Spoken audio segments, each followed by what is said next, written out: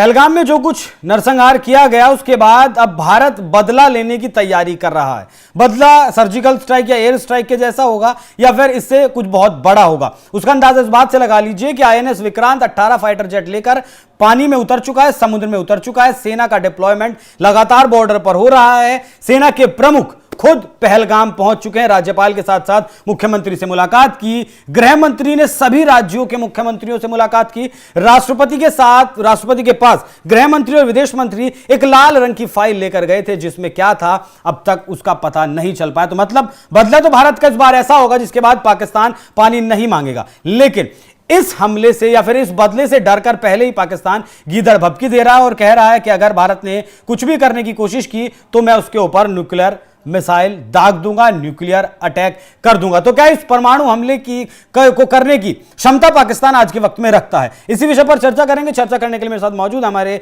वरिष्ठ सहयोगी पंकज प्रसून। सर बहुत बहुत स्वागत। सर जो मैं आंकड़े देख रहा था, जो ये संस्था है सब देशों के परमाणु आंकड़ों की जो जानकारी रखती है, सिपरी करके शायद वो है, 170 हथियार पाकिस्तान के पास है, 172 परमाणु हथियार भारत के पास है। 170 पाकिस्तान के पास, 172 भारत के पास। अब क्या वाकई में न्यूक्लियर युद्ध छिड़ने वाला है? क्योंकि ना यूक्रेन रूस में हुआ, ना इजराइल गाजा में हुआ।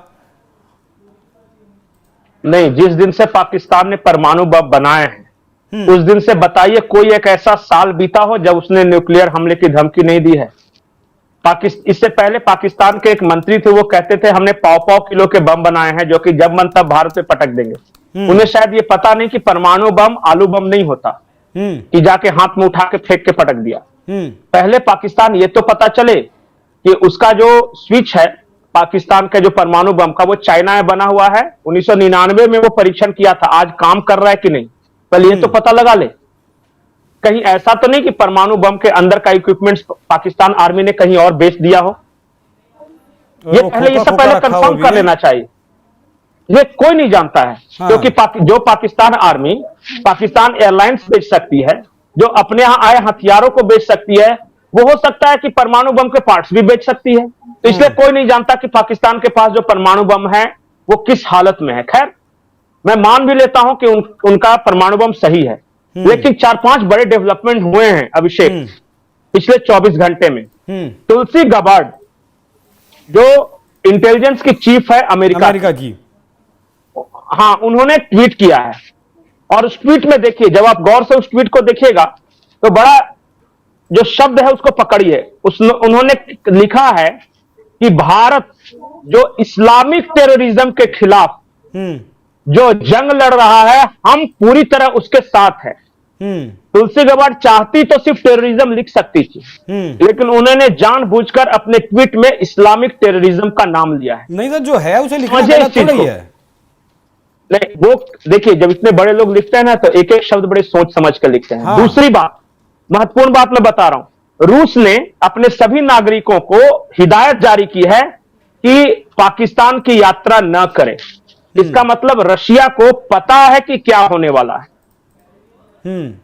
तीसरा, जिस चाइना के भरोसे पाकिस्तान इतना उछल रहा था, उसके विदेश मंत्री हैं शोइगु।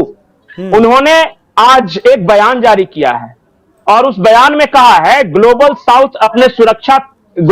को अपने सुरक्षा तंत्र की जरूरत है। और अंग्रेजी में मैं पढ़ देता हूं उनके बयान को। The world is no longer unipolar, the west dominance is fading, countries like Russia, India and China are new powers. China कह रहा है कि भारत, रूस और चीन नए सुपर पावर है। यह चाइना का बयान महत्वपूर्ण है। जो पाकिस्तान को साथ देने वाला देश होता है वो भारत को सुपर पावर नहीं बताता। अरे सर, $60 बिलियन का ही तो व्यापार इन्वेस्ट किया है पाकिस्तान में चाइना ने। $120 बिलियन का तो व्यापार करता है हिंदुस्तान के साथ। इतने पैसे में खरीद लिया पाकिस्तान को। यही बात कह रहे थे। इसलिए मैं, जो भारत के लोग, कई लोग ऐसे हैं जो गश खा के गिरते रहते हैं ना दिल्ली में बैठे बैठे इसी कमरों में, जो ये कहते हैं कि अगर भारत पाकिस्तान का हमला हुआ तो चाइना इन्वॉल्व हो जाएगा। चाइना बेवकूफ देश नहीं है, वो कभी नहीं होगा। अब पाकिस्तान को इस बात का एहसास है। अब पाकिस्तान के मैं स्टेटमेंट सुनाता हूं, आप सुनिए जो पाकिस्तान से क्या स्टेटमेंट आ रहे हैं। उनका एक मंत्री है, वो कह रहा है अमेरिका के चैनल पे बैठ के स्काई न्यूज पे बैठ के, वहां एंकर ने पूछा है कि क्या आप टेररिज्म को सपोर्ट करते हैं, तो वो कह रहा है कि पिछले 30 साल से हम टेररिज्म को सपोर्ट कर रहे हैं, फाइनेंस कर रहे हैं अमेरिका के लिए। अमेरिका के लिए बैठ के कह रहा है अमेरिका के लिए हम कर रहे हैं ये। उन्होंने साफ साफ कहा है कि अगर नहीं, उन्होंने साफ साफ कहा कि अगर रशिया के खिलाफ हमने मुजाहिदीन नहीं तैयार किए होते अमेरिका के पैसों से, तो आज पाकिस्तान की छवि वैसी नहीं होती जैसी है। अब बताइए, मैं उसके स्टेटमेंट पे नहीं जा रहा हूं, अब बताइए अमेरिका के टेलीविजन पे बैठ के अगर पाकिस्तान का कोई मंत्री कह रहा है तो क्या अमेरिकी सरकार को यह बात अच्छी लगी होगी? नहीं, बहुत बुरी लगी होगी। ऑफ कोर्स, तो इसका मतलब अमेरिका तो गया, अब तो वो नहीं करने वाला सपोर्ट। उसी इंटरव्यू में उसके रक्षा मंत्री ने एक और बात कहा कि ब्रिटेन के MI6 जो उनकी जासूसी संस्था है, उसने पाकिस्तान के अंदर मुजाहिदीनों को तैयार करने में मदद दी। क्या यह बात ब्रिटेन को अच्छी लगेगी? नहीं लगेगी। तो ब्रिटेन भी गया, तो अमेरिका को दुश्मन बना लिया, ब्रिटेन को दुश्मन बना लिया। चाइना मदद कर नहीं रहा, रशिया ने कहा भारत के साथ है, अमेरिका के तुलसी गवार्ड ने कहा भारत के साथ है, इजराइल ने अत्याधुनिक हथियार देने का वादा किया और कहा है कि आप जो मांगो हम देंगे, पहले इनको खत्म करो, जो कीड़े मकोड़े जो पूरे दुनिया को तबाह के, इनको मिटाओ। तो कहने का मतलब मेरा यह है कि वर्ल्ड सपोर्ट पाकिस्तान का हो गया है 0। और इसी वजह से पाकिस्तान ने अब अपना आखिरी ब्रह्मास्त्र चला है, जिसकी चर्चा आप कर रहे थे। उसे पता है कि वह बुरी तरह मार खाने वाला है, उसकी पिटाई होने वाली है, तो वह दुनिया को डरा रहा है कि अगर हम पर हमला हुआ तो हम परमाणु बम फोड़ देंगे। अब इसमें मैं अटल बिहारी वाजपेयी की एक पंक्ति बोलता हूं। जी, अटल जी के समय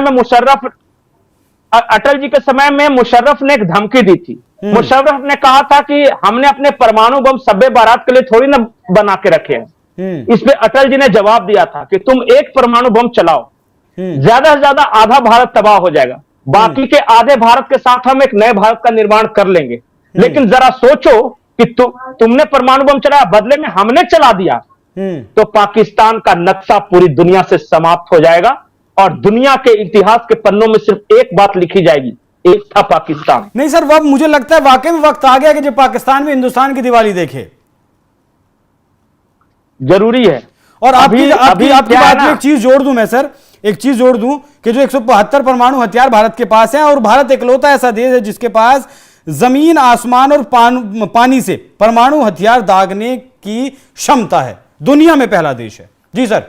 और पाकिस्तान के पास सिर्फ एक ऑप्शन है, वो एक ही तरीके से परमाणु बम दाग सकता है। ये F-16 फाइटर प्लेन्स हैं, अमेरिका ने दिए हैं, उसके थ्रू बाय एयर ही वो कर सकता है। और अमेरिका ने कहा है कि जैसे ही हिंदुस्तान के खिलाफ ने कोशिश तो की ना, नहीं, उसने कहा कि मैं F-16 का इंजन ही लॉक कर दूंगा अमेरिका में बैठे बैठे। हाँ, तो क्या माथे पर रख कर ले आएंगे परमाणु बम फोड़ने के लिए पठान सूट में? यह स्थिति है। भारत के लोगों को बिल्कुल डरने की जरूरत नहीं है। पाकिस्तान मर जाएगा, मिट जाएगा, पर वो परमाणु बम नहीं फोड़ सकेगा, इस बात के लिए निश्चिंत रहिए। वो गीदड़ भभकियां दे रहा है, उसके पास कैपेसिटी ही नहीं है। और उसने जो डर्टी बम बनाए हैं वो अनकंट्रोल्ड बम है, वो फोड़ सकता है पर उसको कंट्रोल नहीं कर सकता। गलती से अगर उसके बम एक आध पाकिस्तान में ही गिर गए तब क्या होगा? ये तो गजब बात की है सर आप। बिल्कुल, और यही कहानी है। देखिए, वो डरा रहा है आपको, वो डरा रहा है कि अगर तुमने हमें मारा तो हम परमाणु को कुछ नहीं करने वाला है। कल से उसकी 3 धमकी आप सुनिए अभिषेक। हाँ, पहली धमकी क्या दी उसने? डिप्टी पीएम है। नहीं, उन्होंने पहली धमकी क्या दी कि पानी रोका तो इसे एक्ट ऑफ वॉर माना जाएगा, हम जंग की शुरुआत मानेंगे। भारत ने रोक दिया, बोला कि जंग की शुरुआत हो गई, अब बताओ आओ। तो उन्होंने कहा नहीं, इस बार नहीं, कराची पोर्ट को अगर ब्लॉक किया ना, नेवल ब्लॉकेज, तब हम इसे जंग की शुरुआत मानेंगे। तो INS विक्रमादित्य को भेज के कर दिया ब्लॉकेट, बोला कि अब ये भी कर दिया, अब क्या बताओ। तो बोला यार तुम लोग तो गजब किए हुए हो, हम धमकी भी नहीं दे सकते। अच्छा एक काम करो, तुम हमला करोगे तो हम परमाणु बम फोड़ देंगे, घबराओ मत, वो भी ख्वाहिश जल्द पूरी हो जाएगी।